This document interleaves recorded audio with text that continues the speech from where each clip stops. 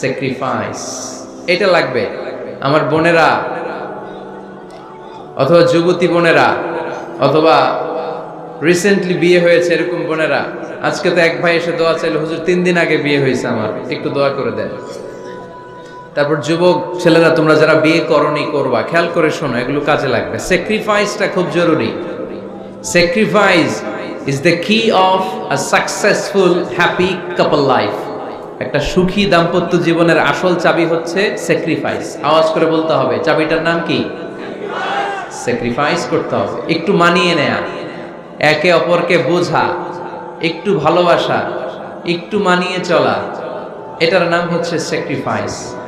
একে অপরকে বোঝার চেষ্টা করা, একটু মানিয়ে চলার চেষ্টা করা, একটু ভালো লাগা, একটু ভালোবাসা, সুখ দুঃখ ভাগাভাগি করে মিলেমিশে একাকার হয়ে যাওয়া, এটার নামই দাম্পত্য জীবন, ঠিক কি না? হ্যাঁ, এটার নামই দাম্পত্য জীবন। মিলেমিশে একাকার হয়ে যেতে হবে, স্যাক্রিফাইসের মানসিকতা অর্জন করতে হবে।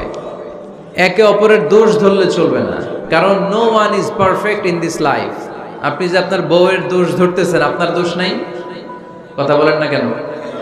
আপনারও দোষ আছে না নাই?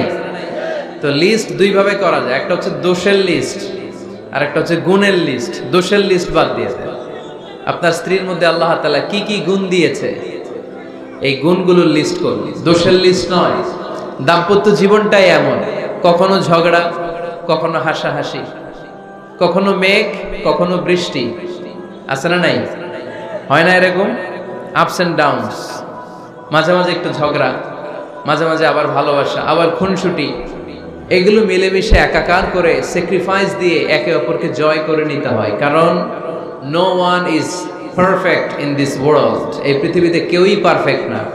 আপনি আপনার বউয়ের দোষ খুঁজলে আপনারও দোষ আছে না নাই? কেউ দোষমুক্ত নয়। এজন্য দোষ না খুঁজে আমরা স্যাক্রিফাইস করব। দাম্পত্য জীবনের এটাকে সুখী সমৃদ্ধ করার 1 নাম্বার চাবিকাঠি হচ্ছে স্যাক্রিফাইস। এইদিকে কয়েকটা হচ্ছে, এগুলো টান দেন, বসান বসান বসান বসান।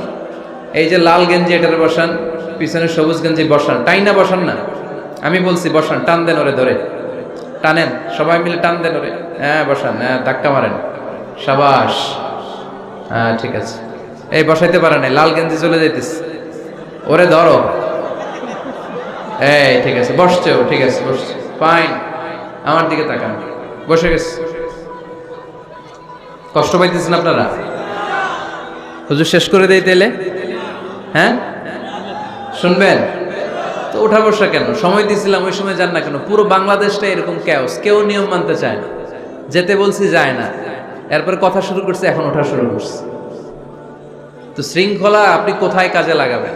এটা কোরআনের মাহফিল, এখানে নীতির কথা শোনানো হয়, তো এখানে যা চলবে সব নীতি মেনেই চালাতে হবে, ঠিক কিনা?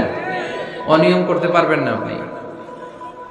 আর এখানে তো ওনারা স্বাধীনতা ঘোষণা করছে, আলাদা হয়ে যাবে এরা, আপনারা স্বাধীন হয়ে যান। হয়েছে, এদিকে তাকান।